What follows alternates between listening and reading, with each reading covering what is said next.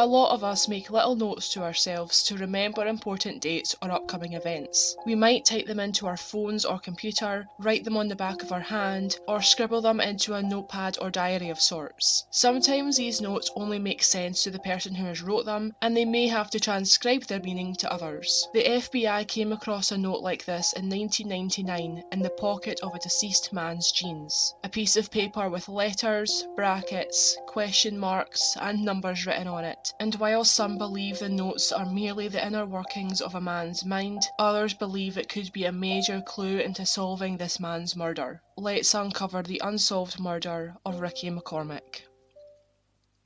Hello and welcome to the 46th episode of Uncover True Crime Podcast. My name is Stephanie, and each week we uncover a different unsolved true crime case, ranging from missing persons, unsolved murders, Jane and John Does, and suspicious deaths. You can listen to the podcast on Spotify, Apple Podcasts, Stitcher, and other podcast streaming apps, as well as on YouTube by searching Uncover True Crime. You can follow the podcast on Twitter at uncover_pod, on Instagram at Uncover True Crime Pod, and you can join the Uncover True Crime discussion group on Facebook. Before we get started on today's case, there's just a couple of things I want to mention. First of all, there has been a small issue with the website, which basically means that I've got to upload every episode, its pictures and its sources again. I'm hoping to get this done quite quickly, but if you do go onto the website and you don't find a specific episode there, that is why, but I'm hoping to get this issue sorted out as soon as possible. Second, I am aware that there are some small updates on cases that we have previously covered.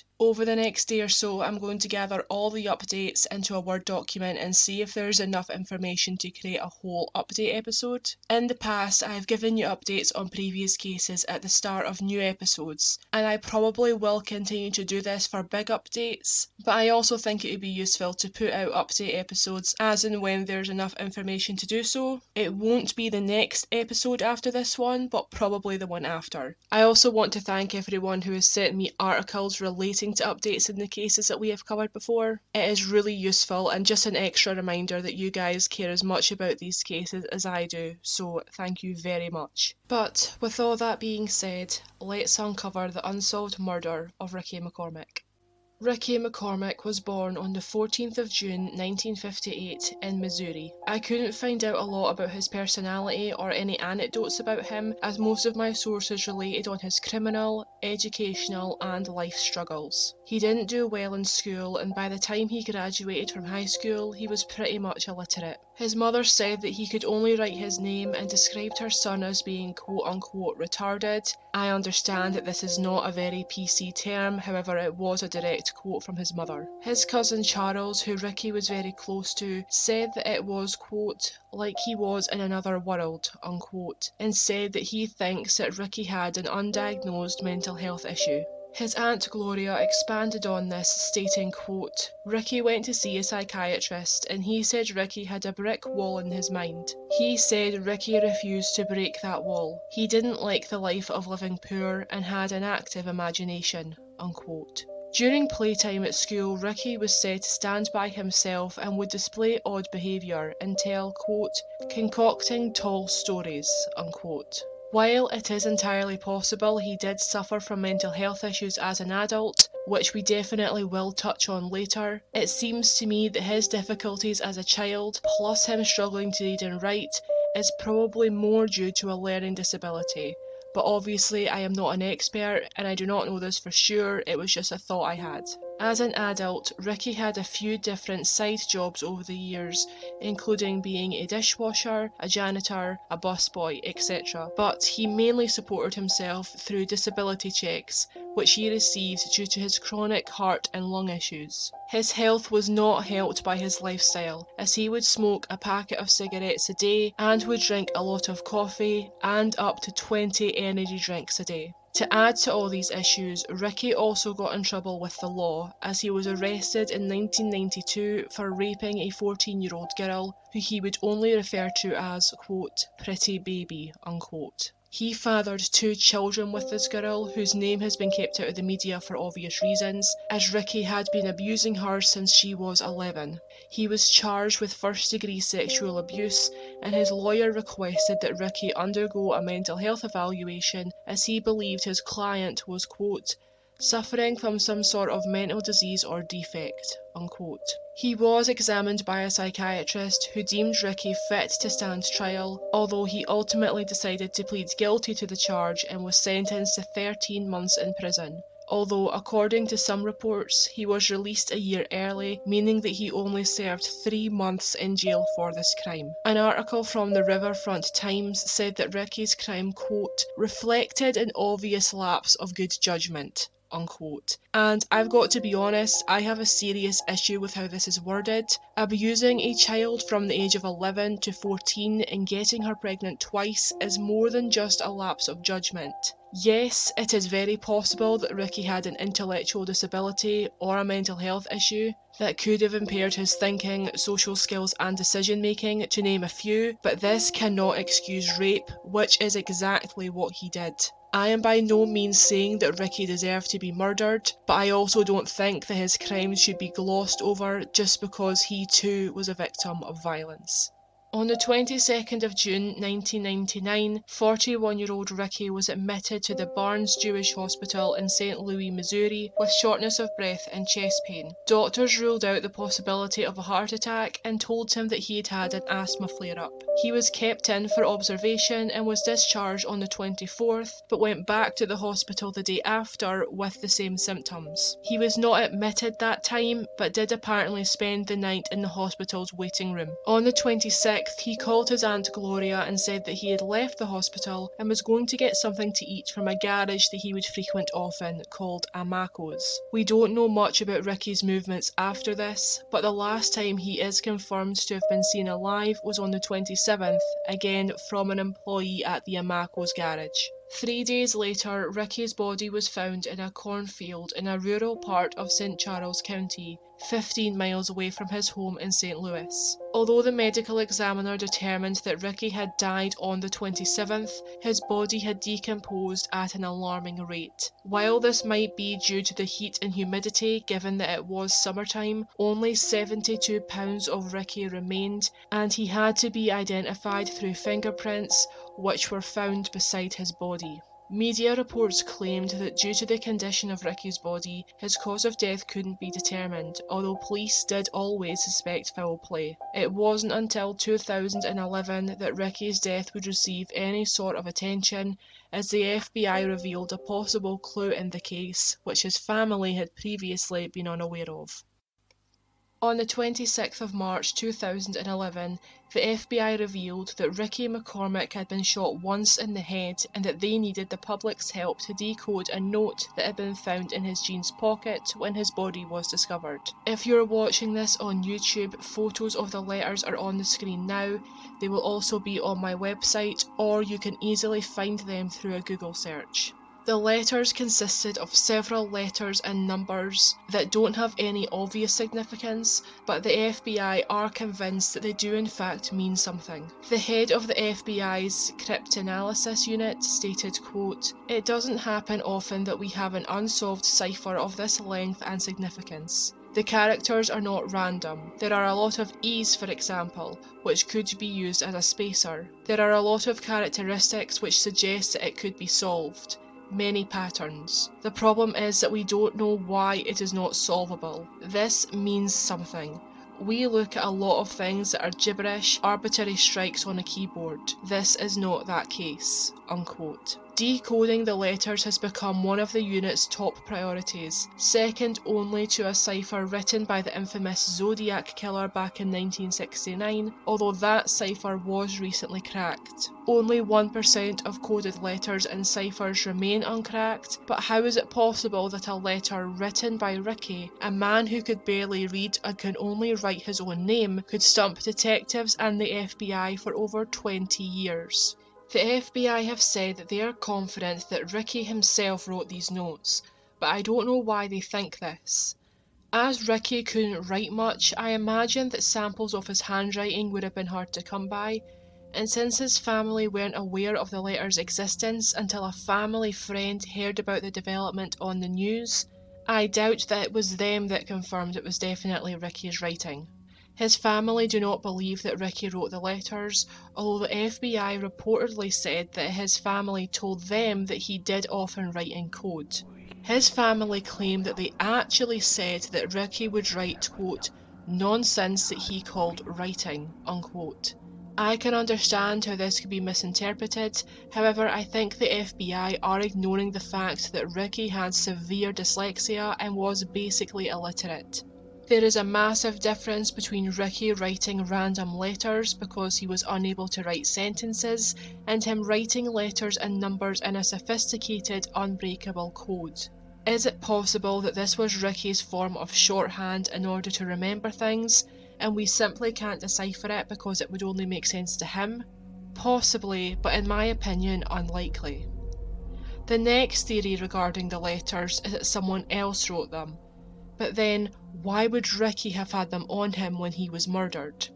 Despite several FBI agents and amateur code breakers looking over the letter, no one has ever been able to crack the code, which is why they decided to release the letter to the public. From the information I was able to source online, it seems as though the first time Ricky's death was publicly declared a murder coincided with the release of the note. As I stated earlier, there are articles about Ricky's case that state that the medical examiner was not able to pinpoint a cause of death, although this seems hard to believe if he was indeed shot in the head. His case did not receive a lot of media attention at the time, and I think it's possible that due to Ricky's sexual offences and drug connections, that the media wouldn't have been too invested in publicising his story. It is also possible that this is just misinformation, or perhaps FBI deliberately withheld this information, fearing that releasing Ricky's cause of death would compromise the investigation.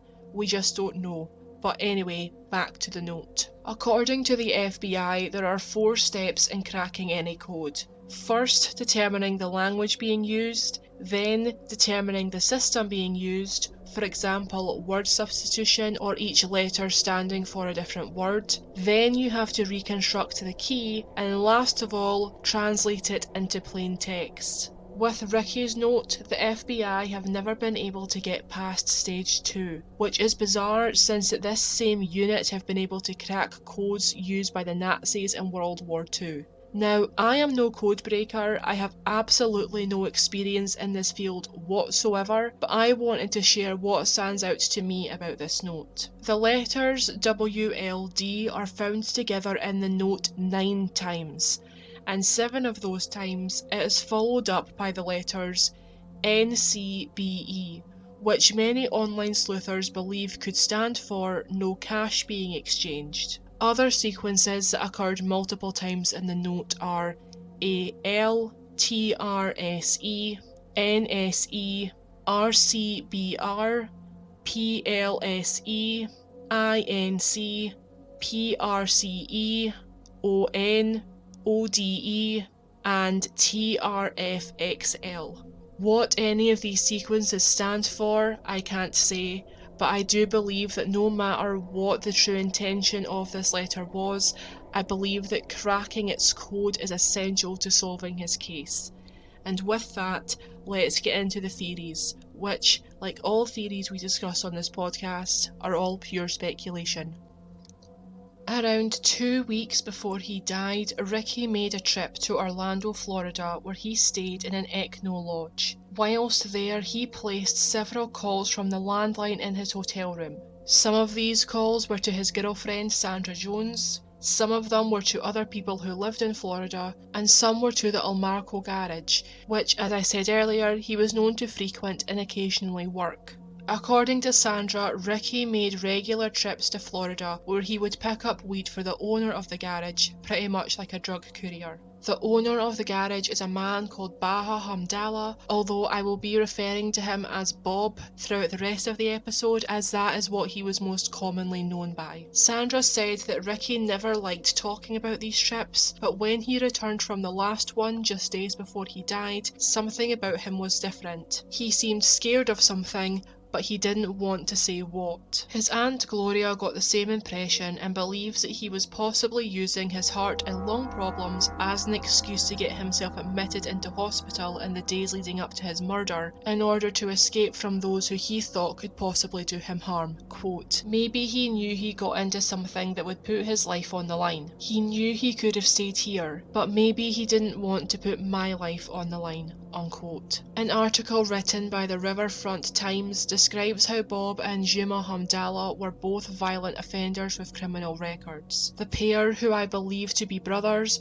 were both said to be violent, even to each other, as Juma had once shot Bob during a dispute, although Bob did survive and chose not to press charges. This same article goes into a lot of details about the pair's crimes, but I want to focus on their connection to Ricky. Is it possible that something major went wrong on this last trip to Florida and the Hamdallahs killed him out of retaliation? I think it's possible that one of the Hamdallahs wrote the note and gave it to Ricky to give to the Byers in Florida, as it's possible that the Byers would know the Hamdallahs' shorthand and would know what all the letters and numbers stood for. Again, this is just a theory, but the Hamdallahs were not the only people that Ricky knew who were involved in drugs. In the early days of the investigation, a multi-agency meeting regarding Ricky's murder was held in the St. Louis Police Headquarters. In attendance was a special agent from the FBI, officers from the US Department of Housing and Urban Development, and detectives from the Homicide and Narcotic Divisions. They talked about a man called Gregory Lamar Knox and whether he was somehow involved in Ricky's death.